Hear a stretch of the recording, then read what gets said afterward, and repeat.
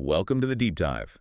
Today we are opening a really fascinating stack of sources, material inspired by Machiavelli, and, well, the timeless wisdom of strategic leadership. Mm-hmm. We're diving into a concept that's maybe less about philosophy and more about raw, practical intelligence, the kind you really need for survival, and I suppose effective leadership too, when you accept the world doesn't always play fair. Exactly. We're calling this dark intelligence. And, this is the core strength that's born not really from success, but very specifically from betrayal, humiliation, defeat, that kind of experience. Right. It's the wisdom gained when life kind of breaks you down and forces you to build strategic strength right from the ground up. This intelligence, it observes, it stays quiet, and it fundamentally understands that being strategically effective is, well, often more important than being emotionally comfortable. Okay, let's maybe set some guardrails here right away, because this material, it definitely walks a fine line. It does. Our goal, let's be explicit, is to understand the mechanics of the game, not to become the villain here. The sources really emphasize this knowledge is for protection, self-defense, Right. to spot the trap before you step in it. Yeah. So we're exploring 8 psychological traits consistently found in those who become survivors and, true leaders. And if you're ready to move from, say, just playing checkers to strategically playing chess, let's start with a foundational mindset, a sort of affirmation. I choose to be strategically intelligent, not emotionally reactive. That intentional shift, that's really where all 8 traits begin. Okay, let's look at the first set of traits then. We will maybe group these under the idea of a strategic mask. Yeah. It's all about managing perception, and it starts with controlling the narrative. That begins with trait 1, calculated opacity. This means never being completely clear about your intentions, only showing what is absolutely necessary. The moment you feel compelled to over-explain yourself, Yeah. you give away strategic ground. I think the most actionable takeaway there, something that really stuck with me from the reading, is that the moment you explain why you're doing something, you essentially hand the veto power over to the listener. That's exactly right. Keep the explanation, keep the power. And look, this isn't about lying. It's about recognizing that information is currency. Right. And you don't spend it all at once. The Machiavelli insight is perfect here. Everyone sees what you appear to be. Few experience what you really are.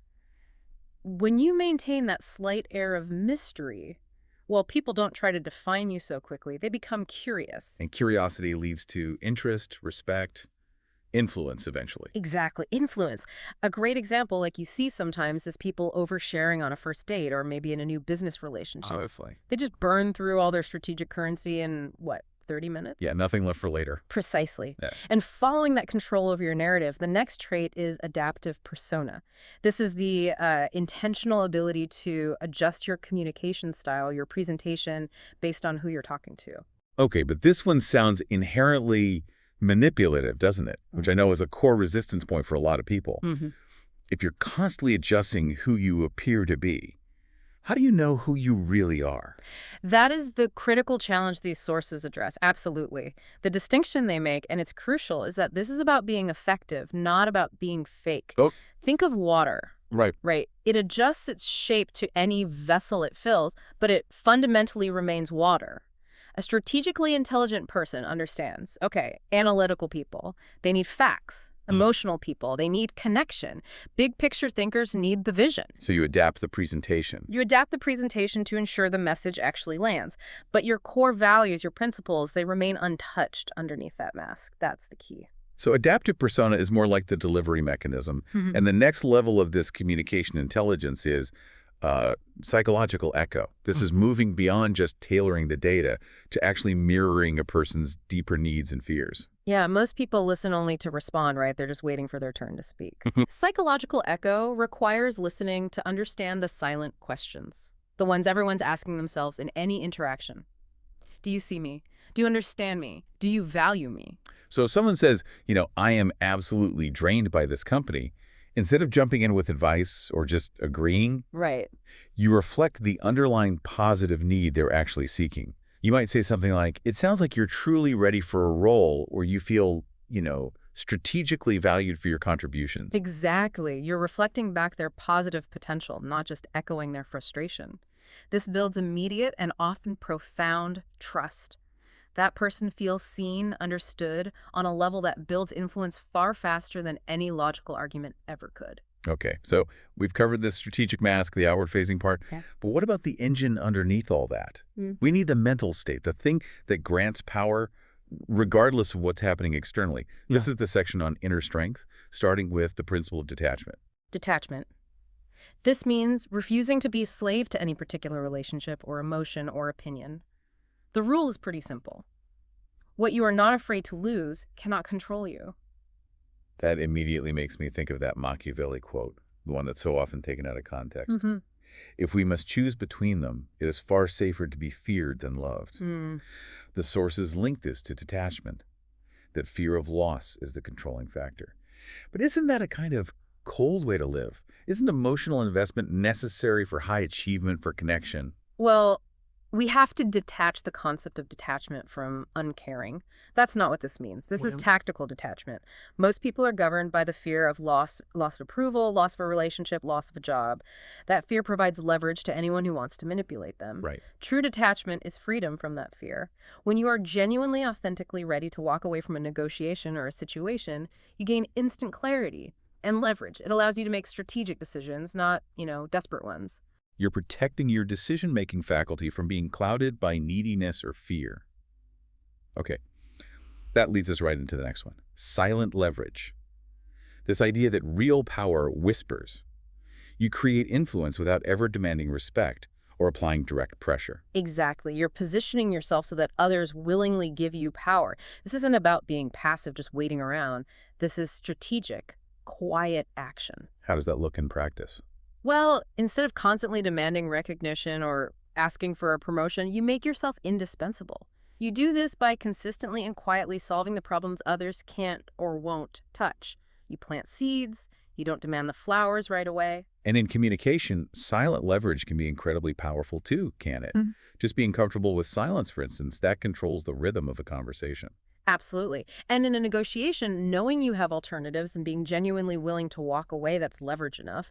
You often don't even need to mention those alternatives out loud. Your actions and your demonstrated capability, they speak louder than any aggressive posture. Exactly. So if those first four traits sort of secure your perimeter and build your inner fortress, these final three traits govern how you actually um, wage the campaign, how you execute your strategy effectively. Right, the action part. We start this final section with perhaps the one that requires the most intellectual tension, ambiguous morality. The sources suggest that real power often operates in the gray areas, focusing on pragmatic ethics, prioritizing outcomes over appearances. This is the hard choice territory.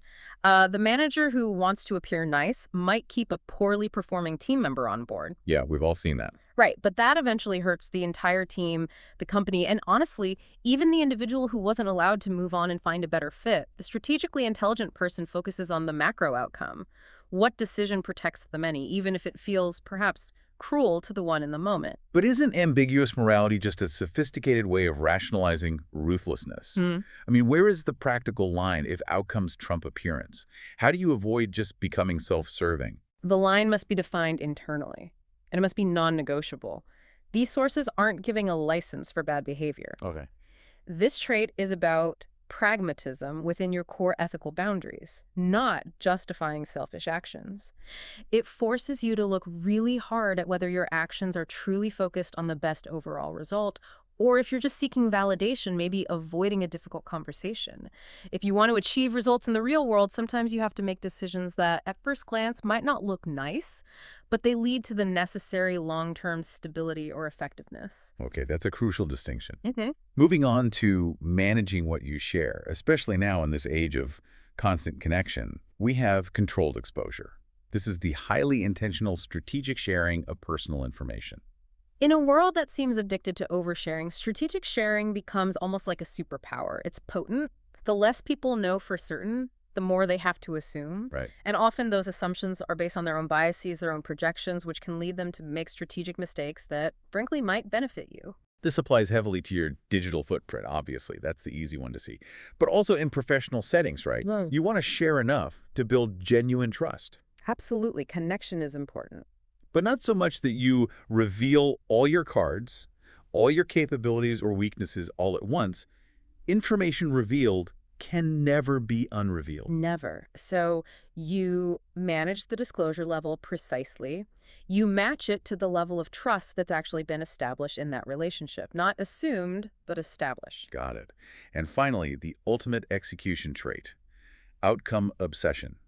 This is the trait that ensures you cut through all the noise, the arguments, the petty internal politics, and focus solely, relentlessly on results. This is where you fundamentally shift your internal question. You stop asking, how can I prove I'm right? Which feels good, but often achieves nothing. Exactly. And you start asking, what result am I actually trying to achieve here?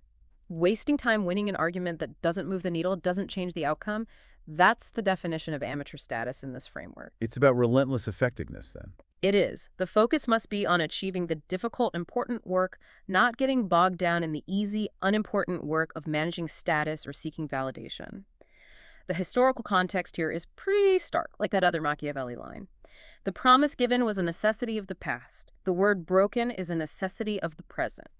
That's challenging. It is, but the strategic focus demands that the desired outcome dictates the immediate course of action, even if that requires a pivot or abandoning an earlier position that's no longer serving the goal. So let's recap. We've covered these 8 traits, starting with a strategic mask of calculated opacity and adaptive persona. Then moving to the inner strength granted by detachment and silent leverage. Right. And finally, the execution power found in ambiguous morality, controlled exposure, and this relentless outcome obsession. Taken together, these traits form a comprehensive toolkit. They're essentially the playbook for operating effectively in complex, sometimes, let's face it, hostile environments. They teach strategic intelligence, making sure you are always making effective decisions, even when those decisions are difficult, require navigating ambiguity, and force you to move past simple emotional reactivity. This whole journey through what we've called dark intelligence, it does raise one final provocative thought for you, the listener, to consider. If strategic intelligence requires constantly adapting your persona, practicing detachment from outcomes, and maintaining calculated opacity, what is the single unchangeable core value that defines your integrity? You absolutely must know that line, because the sources are incredibly clear on this. Knowing that one unshakable principle is the only thing that separates the effective survivor from becoming the true villain.